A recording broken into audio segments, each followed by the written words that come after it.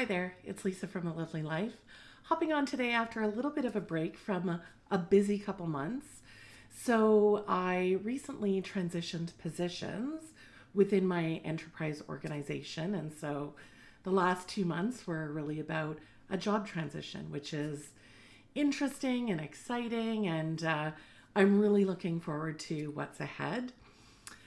But it has provided me a little bit of an opportunity to think about what leadership in action really looks like. Because when I think about changing into this position, one of the things that in my previous promotions, it was always within the same sort of line of business. And so I still maintained my overall job knowledge that I had in my previous role. This current position that I've gone into is part of our broader enterprise.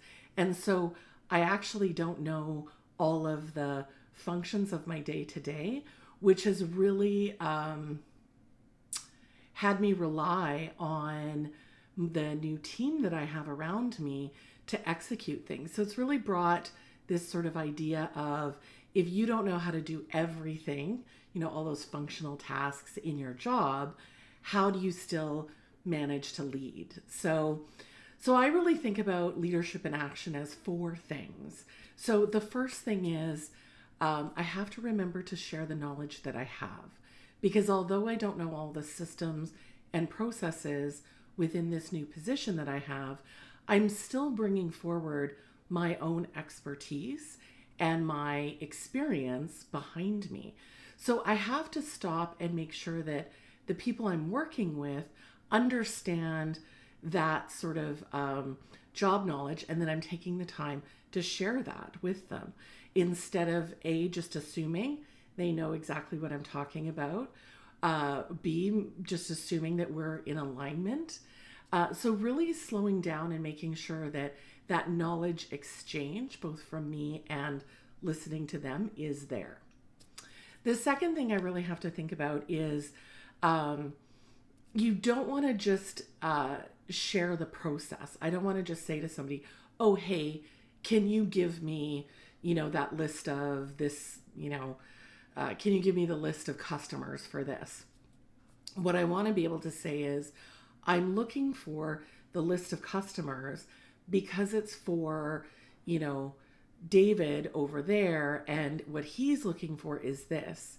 If I'm only sharing the exact process or item that I'm looking for, I'm missing giving my new team the opportunity to provide me with their insights and likely their guidance around it. So making sure that I'm not just sort of directing on a process, but I'm thinking about the end result of what I'm looking for. Who am I looking to deliver an experience for? Who am I looking as the end user of this? That becomes a really important process in thinking about leading in a new team. The third, now we're on three. So the third piece is really thinking about the autonomy that I'm giving the team. And in this case, I will say, it's pretty easy because I actually can't get in there and always do the work for them because I'm new and I simply don't know the processes. But I will say, even in my previous position, this was an important factor in not only allowing people to sort of rise and get their own experience, but allowing people to make mistakes and, sometimes even come up with something even better. So making sure that, they have that space. And I sort of describe this oftentimes as the badminton game we play in work, because it really visualizes you as the leader are on one side of the court, they're on the other.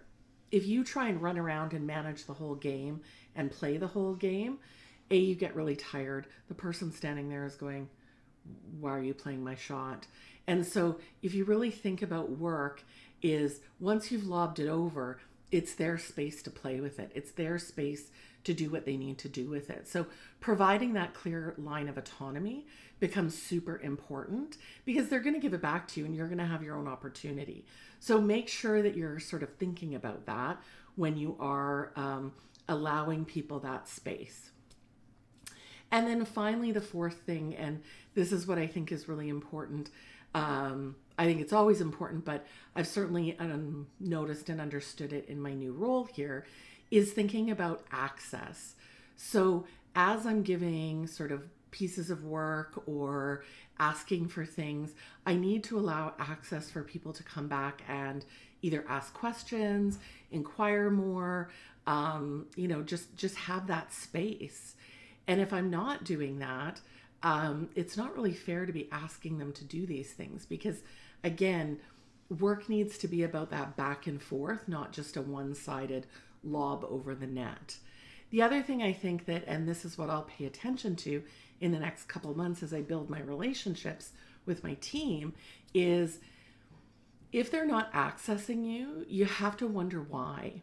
And, sometimes as a micromanager, if that tends to be your habit, they won't access you because they're literally waiting for you to come, and they just know you're going to come, hover over, and sort of give them the direction anyway.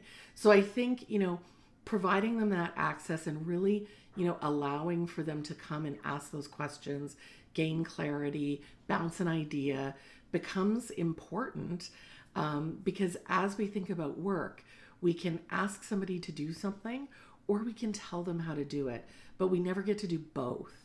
And so these 4 principles, as you kind of think about leadership, or as I'm thinking about, my leadership in action, is how I'm sort of navigating the next couple of months in this new role. So it is really about, sharing my knowledge, making sure that people ultimately have that perspective beyond just simply process, that I'm allowing people the autonomy to do their jobs and do them well. And then finally, that I'm giving access so that people can come check in with me. So that's kind of what's going on when I think about my own leadership journey, and I would love to hear about what you're doing in yours. I think the practice of sharing leadership practices is so critical for all of us. So as always, if you like this content, please check me out at alovelylife.ca. And until then, have a great day.